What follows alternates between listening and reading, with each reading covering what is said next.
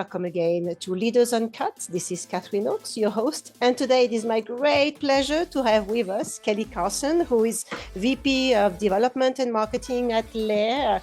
And my God, I'm so excited, Kelly. You're going to give us such great, first of all, share with us such a great story and inspire so many people. How are you doing today? Oh, I'm doing great. Thank you so much for having me, Catherine. Yeah, no, it's my pleasure. So start by telling us a little bit of your background, where you are from, a little bit about what you're doing, but I think it would be great to start there. Okay, a little bit about what I'm doing. Yeah. So I am with a hybrid creative production studio called Lair. We like to consider ourselves sort of the new model, the new blueprint, however you want to put it, because we have really leaned into innovation, and every time there's come a new screen to advertise on, a new way to reach our audience, we adapt, we move forward. Right now, we're heavily into AI. Great. That's what people have to do right now. At least understand it, and then advise on how companies can start using it is very important. Exactly. I think a lot of people are afraid of it, but what we've realized is that you don't have to change everything about the process. It's supposed to complement the process. It's supposed to help the artist. It's not supposed to take anything away from the artist. So that's how we're approaching things. And you're wise, because otherwise it's too intimidating and people avoid it as much as they can. Yes. Exactly. And honestly, it's not been very successful when people just go full force with it. Like you sort of have to use the technology in ways that it works. You have to make it work for you. Very true. Very true. All right. So what got you started in marketing, and what are you working on right now? What got me started? Well, I actually came to New York with the intent of being a famous photographer. So I graduated from SCAD with a BFA in photography, and a few of my first jobs, my first gigs, were actually doing, little print work, graphic design, doing a bit of marketing to just sort of get started, get by. And then I came up the first time completely unaware of what the commercial photography scene looked like and what it would take to be successful. Mm-hmm. And so I came with my backpack and my little portfolio, and I dropped it off at all of the big magazines, and of course got nonstop rejection letters. And it wasn't long before I headed back to Savannah, Georgia, where I sort of like regrouped myself, and then came back to New York once I had a photography studio internship lined up. Interesting how that happens. No one, I mean, this is what I see in you. I see an artist. I can feel a major artistic side of you. So that does not surprise me that you studied in photography. No surprise. Oh, thank you. I appreciate that. I like to still think of myself as an artist. Yes. Well, you know what? It's somewhere in you. When it's like that, it's in you forever. So sometimes it's a good thing to address it. Right. And it's funny because I think that actually sales, business development, marketing, all of it is very creative. I even think that people sort of overlook how you have to be a creative thinker to really, wrap your head around a good strategy for a company, right? I just think without that, you just don't get the heart of it. Very true. Very, very true. Creativity can be applied in almost every job. You have right. to. Yes. Exactly. Yeah. It aids you in every job. Yes. So what is your true passion now, and what is it that you have done, or maybe what were some of the best accomplishments, as well as the biggest challenges that you had to overcome in your life, and how did you do that? Right. Well, I suppose that the biggest challenges that I had to overcome one of them was just getting started, because for one thing, as I said, I was hoping that I was going to be a famous photographer.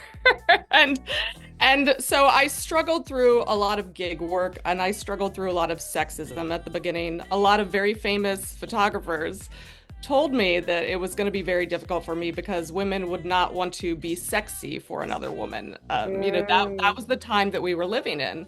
And I Oh, also was passed over for jobs because of just physicality. I was thought I was going to be too weak to be able to, break down a studio by myself, even though I had been breaking down studios for a long time. yep, yep. So it took me a while to work through that, and many, many, many different jobs just to supplement a lack of steady work. Yeah, And, yeah. I was really lucky that I had that grit deep within me. I had that persistence to where I didn't let it beat me.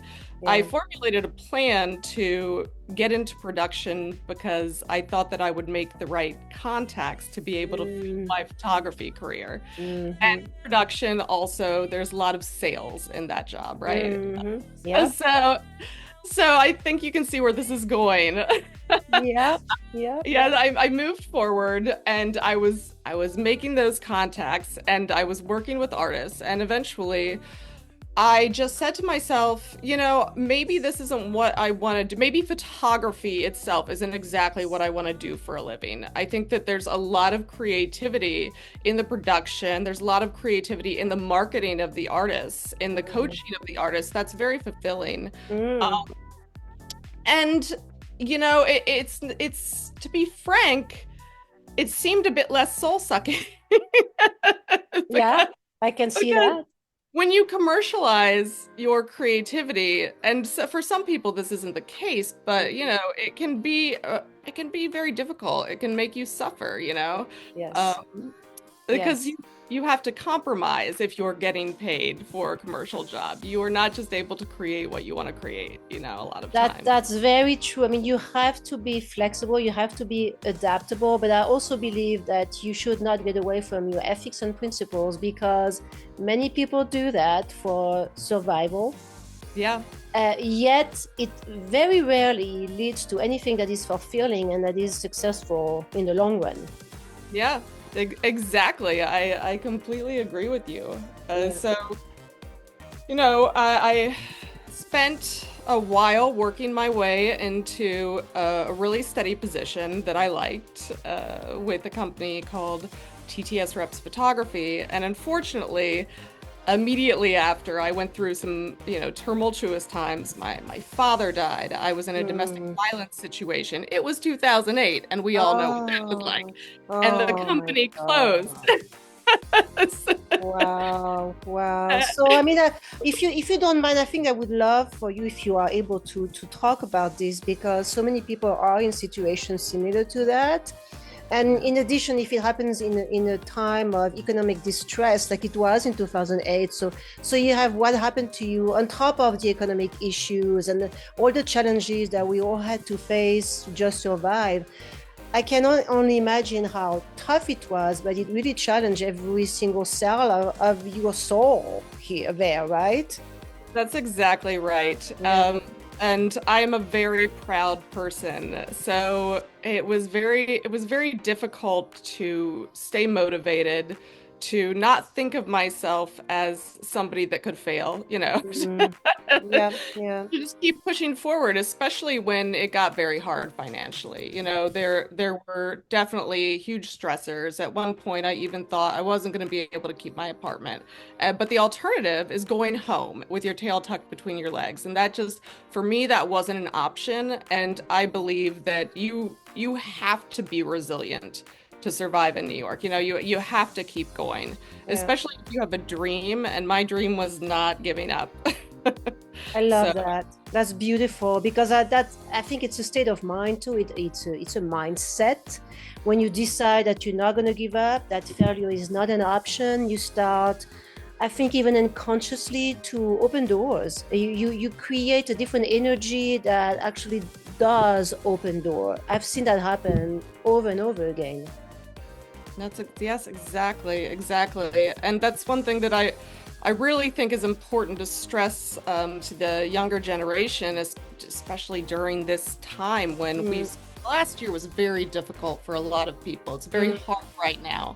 to Yeah. find employment. It's Yeah. hard for young people to get started. They're starting in a world that's different from the world we started in because they're online. There's more remote work. Yeah. They don't have the mentorship that they once had. Mm. So, it's really important for people coming up to understand that they just have to keep at it and they're going to make it, you know? And things change. Technology is coming in, and a lot of people say, "Oh, technology is going to steal my job." No, it's not. I think it's just opening up a new window of opportunities that are very different. So it's really important to, first of all, stay open-minded, look at what's out there, and educate yourself. Because I mean, I see now, if you're really desperate, you can be a driver for Amazon, making $25 an hour, great benefits. I mean, there's so much you can drive. You can be an Uber taxi, although this is changing too. But there's so many things that are different from what we believe are the conventional jobs. Yes. That that's it's important, because it's a lot of people are afraid of, what are other people going to think about me if I do that? Who cares? What other people think about you is none of your business, first of all. And I if wish you, we were bored knowing that. right, but if the sooner, I really believe that the sooner you understand that, the happier you are. That's exactly right. No, that's a really good point that you make. It's so true. You are so concerned with what other people are going to think about who you are and how you do things. And the truth is that it's who you are as an individual is really what makes you, valuable. That's what makes you different. That's what Yeah. makes you the right person for the job. Yeah. So, I think that's very attractive when someone is really confident, not obnoxiously confident, but when someone knows himself or herself well, it's very attractive, because that creates, first of all, an environment that is very healthy, very stable, very real, very authentic, and nothing works without authenticity anyway. But I think it's the hardest thing to do, is to be yourself, because we've been constrained by our environment. We've been told you have to be this way, you have to do that, otherwise it's not going to work. Society has made us robots, that we're all like sheep doing the same thing at all times. And when you start to step away, you're going to have lots of contrary forces that are going to tell you, no, you have to get back into the ship line. Right. right. So, but that's a sign for me. It's a good sign, because when you start seeing that resistance, it's a sign that you're going in the right direction. Oh, absolutely. Absolutely. And you can see it when the wrong people challenge you for the wrong reasons. You can feel it in your soul. And then that's always been the times that I found the most power within myself, when you could sense that it was the insecurity driving somebody else to try to make you different or make you smaller, right? And eventually, once you feel that, it's empowering, and it grows and it grows, and then you only want to be yourself, right? Very, very true. So you've been in marketing, you've been an artist, you've been a photographer. What do you see coming up in the future for marketing, for agencies, for businesses? I mean, there are trends. You're in New York, you're in the middle of everything that's happening. What is it that really stands out for you that you would like to share with my audience? Oh, what stands out? Right now, I think it's a really interesting time. If you're keeping up, you kind of recognize that everybody is grasping to figure out what the next model is, what the new model is, what the next model is. The agencies are battling with the fact that the brands are now taking a lot in-house, and the production companies are grappling with the fact that the agencies are taking a lot of production in-house. And this isn't always necessarily the answer, right? I think that there are cases where this can be very beneficial, but I also think that, you lose something when you don't have a lot of new eyes on a project, when you don't have a lot of, fresh opinions. And I think when you work with outside partners, you do benefit from that. But at the same time, there's companies out there, like brands out there, like Liquid Death. And what's made their brand, I think, so successful and so powerful is that they don't have so many layers of approval. From what I understand, I They, love that. yeah, Love they that. say, we have an idea. We're going to Yeah. make this idea happen in the next week. Yeah. And I think that, everybody can learn something from that. That's been a really successful model for them. And I think that we all need to pay attention as we're having to produce more and more content. Our budgets are getting smaller and smaller. We have to figure out how to make it work, and we can't have 20 people making a decision about one tiny social media piece. We need to be You are able to be more nimble. Yeah, yeah, there's an adjustment to make for sure. I think social media is changing too. I think the landscape as to how we handle social media is changing because I really believe that what we have done up to now is not working anymore. People want real-time authenticity, genuine communication that is not too branded. I think that's changing too. Podcasts are really interesting. Any type of communication like that is educational right now works very well because people know they have to educate themselves. They just don't know where to find that education because it's changing so quickly. But marketing is changing. The way we talk about ourselves has to change because people don't want to be sold the way they have been sold. I always give an example, and I'm sorry here if I offend him, but I've tried to communicate with him all the time. It's the pillow guy, Mike the pillow guy. I don't know if you know Mike the pillow guy, but this is the exact example of what drives me nuts. Each time, sometimes, I watch all the news stations because I want to have an opinion on all of that. But he's always on Fox, and he's aggressive, pushing his pillow, buy my pillow, 49.99 pillow, and he does that with his hands. And all I want to do is tell him, stop aggressing me, don't do. And each time I switch the channel. Yeah. This is exactly the example of marketing, that advertising that has to stop. It doesn't work. Yeah. It doesn't work anymore.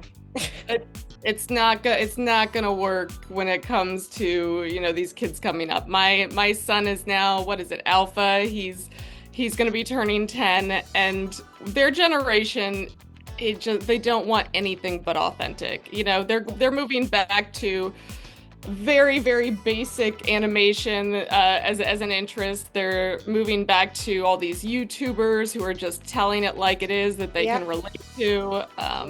Yeah. You're right. That's the way we are. But see, people have a hard time adjusting because it's hard to change models. And with artificial intelligence, we can really adapt a lot of those models, but it's still very hard, and it's very scary and threatening for most brands. I agree with you. We've been doing a lot of presentations with the AI, and I think that what people are missing is that it makes it more collaborative in a way that others wouldn't.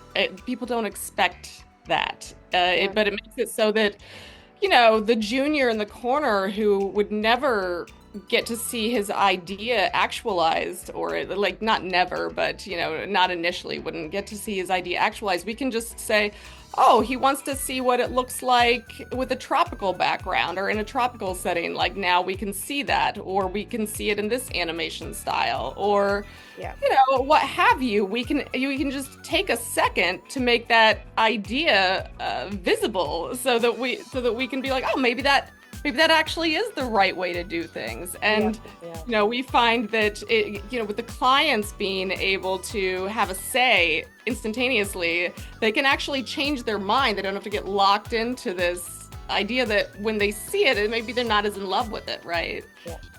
So it opens up a lot. It does. So you say you have made presentations with AI. If you can speak about this, what do most companies are interested in right now as far as AI is concerned? What are some of the features that they are trying to fulfill using new technologies? Well, where we are really seeing a benefit is when it comes to when you want to shoot in multiple locations, for instance. Not everybody has the budget to shoot in multiple locations, for one thing. For another thing, there's time constraints. But then you have large retail brands, and they very specifically have to look like they're shooting in say Hawaii or what have you. And that takes a lot of money and a lot of time. And what the Mhm. AI does is it makes it so it doesn't have to, right? So Yeah. we can incorporate a few practical items, and you really can't tell the difference. And it actually, it works with the lighting. It can upscale imagery. It Mm. can actually make it so that you can speak in other languages instantaneously. Yeah. Yeah. Um, so yeah, there's a lot of opportunity. There's a lot of opportunity with even when it comes to interacting with characters. It's Mm. kind of endless. I think that where it doesn't work is when you start to try to do these full-fledged VFX jobs where we have these warped faces and fingers and things that just we're not there yet. So why push it beyond its limitations? You wouldn't push a person beyond their limitations if it's like Well, and you're right, and this is where it becomes unauthentic when you push it too much. It becomes so impossible, so unreal that it's not relevant anymore. exactly, Yes. exactly. That's So that's what people have been doing, and it's a great PR stunt, right? Because we all talk about it, but at, at a certain point, you want to use it to make great work. you want to use it to make, and you have to use it right. It's just like anything else out there. I mean, Yeah. you have to have the wisdom of applying certain things the right way so that it stays real, true, valid, and accepted as something that can be trusted. Because at the end of the day, it's all about trust. If a brand overuses something to make them look unreal, then they're going to stop being trustworthy, relevant to their audience. Obviously, the credibility will be impacted negatively. So you have to be very careful. It's really a fine line as to how you're going to use those new tools. Exactly, exactly. I think that we're hopefully coming to a point where people are the shock value and the excitement of seeing these, Frankenstein projects is going to come to an end, and we're going to see people be practical Be in how. practical and have fun and still be creative. I mean, you were talking about liquid death. I just saw an ad this morning, I think it was on LinkedIn, where they are now partnering with Depend. I think it's Depend, one of the right? I And think they're like, they're all the partnership is off the charts with Liquid Death. They're brilliant. You can't give them enough props, but right, but you wonder what a drink with what are you doing, right? So definitely you just wonder what is that. So that in itself is a good PR stunt. yeah. They're gonna have to explain that. So yeah, I mean, it's just have be creative. Stop I, being functioning within a mold that maybe has been working for the last 50 years, but it's not working anymore. right. Exactly. Yeah. Exactly. Yeah, so if you had one advice to give to people out there, Kelly, you went through a lot in your life. Obviously, you are resilient. You believe always in all things possible. You did not and bend to hardships that you had to live. Obviously, it made you stronger. What would be one advice that you would give to people from what you've learned? I think that you actually covered it best. I think that it's really just, be your authentic self. Obviously, when you start your career, you do have to adapt a little bit to other people's personalities and the culture of whatever office you may be working in. But as you grow, as you gain your own power, it's really who you are that's going to help you succeed the most, who you are as an individual, not who you had to be in order Mm-hmm. to start your career off. So, Yeah, true, true. A lot of people say, well, I don't know exactly what my purpose is. I don't know what I'm really made for. What would you say to that? you know, we aren't always sure of our purpose, throughout our life, throughout Yeah, our entire life, and it may change. Our yeah. purpose may change, just like how I thought that I needed to be this insanely famous commercial photographer shooting with all the top models and all the top studios. That didn't become the goal eventually. You know, Mm. I I had a new goal, I had a new purpose, Mhm. and it was really fulfilling to build artists and to try to, I guess, give people the confidence that maybe I didn't have at a certain point or that people had chipped away from. So, your purpose can change. We're fluid. We're always, you Yes, know, I we're agree. always growing as human beings. I think that it's really whatever fulfills you, and that, Right. that's, yeah. And I think you touch the point here. It's what fulfills you. I always say if you don't know, try to understand what it is you're passionate about. Because when you're passionate about something, your heart feels it, your whole body changes, your energy changes, your cells change too. So it's something when you don't know just what is it that you love doing. And if you know what you love doing, how does it apply to anything out there, right? Where it could enable you to make a living. And even if you start small, at least you'll do something you love. I mean, do something you love, it spreads and opens doors. I always say it opens doors, but it's true because it's all energetic. We are all energy. And when you feel that passion, that love for something, the universe brings you exactly what you need. It always works, right? We just have to be a little bit patient. I absolutely believe that. I absolutely believe that. It's funny. One little part of my story that I didn't tell that's actually it's pretty cool is I came here the first time with a backpack and a few $100s and no place to sleep. My Wow. my mother was like, "What are you Wow. gonna do?" I did have a couch to crash on for 2 nights, but that was it. And then that first day that I was off on my own and I was walking the streets of New York, like, I don't know, I'm gonna stay in the McDonald's all night. I don't know, I'm young, you know.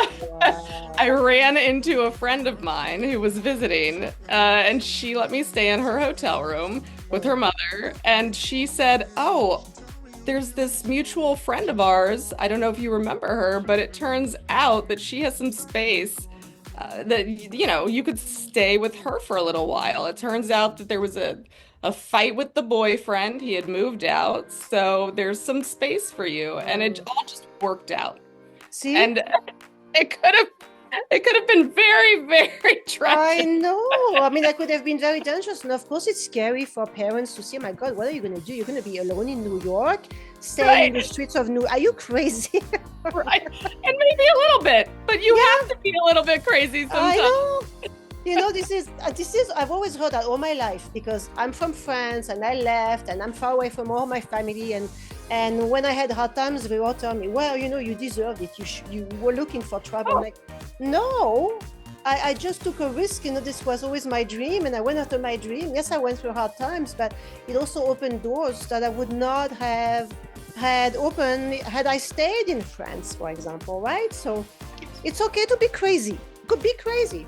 a little bit of crazy is Yeah, good. yeah. No reward without a bit of risk, right? That's Uh, what they. hey, that's what it is. You have to take some risk if you stay in your little cocoon all your life, where you're going to be very limited as to what is coming your way. So Right. yeah, it's interesting. But Kelly, you are an example of strength and resilience, and you're so beautiful, and you have such an incredible Thank you, energy Catherine. about you. But that's true, and I think that's important for people to see that despite everything, you can still come out as you, looking with an attitude, a positive attitude, with a beautiful energy. You now have a son, maybe you have other children, but life is maybe not great, or maybe it is great, but that life is good, and there's always a way to make it better. And we are here at the end of the day. We're not here to sleep all day. We're here to be challenged because we're here to take our souls to the next level. That's very important to understand that it's not the end of it all. It's just a step into understanding, growing, becoming wiser, and becoming more resilient so that we can help others do the same. Absolutely. Absolutely, Catherine. I think that you and I are very similar in this way. I think we think in the same way. Yeah. Yeah. So wonderful. So, what would you like to say to part here today? What is the last word of the day for you for this podcast? The last word of the I would just say keep punching, keep getting up, no matter how many times you get knocked down, because Honestly, consistency is the key to life. Wow. If you keep at it, just like water, water seems like it's not going to do much damage, right? But water against rock, it Mm, wears down, wears down, right? I love And it. yeah, that's what we are. We're water. Oh my God, I love that visual. That's such a great way to end this conversation. Thank you so much, Kelly. Thank you so Thank you, much. That was Catherine. wonderful. Everyone, I hope you enjoyed. I'm sure you enjoyed our conversation with Kelly. It will be published on LinkedIn, on my YouTube channel. Like the channel, subscribe to the channel, but most importantly, share Kelly's story because I really rely on my network to share everything I post because it would not reach so many people if it was just me. So I count on you to do that because when you share stories like that, you're going to help others and you may help millions of others if you share and other people share. So help us do that because I think we are at a time in the world where it's critical to help each other out, to develop a new perspective, to believe in all things possible, and to understand that there's so much more to life than what we have known up to now. So be open, be kind, share the good. It will be wonderful. Thank you so much, everyone, and we will see you next time. Thank you. Bye. Bye.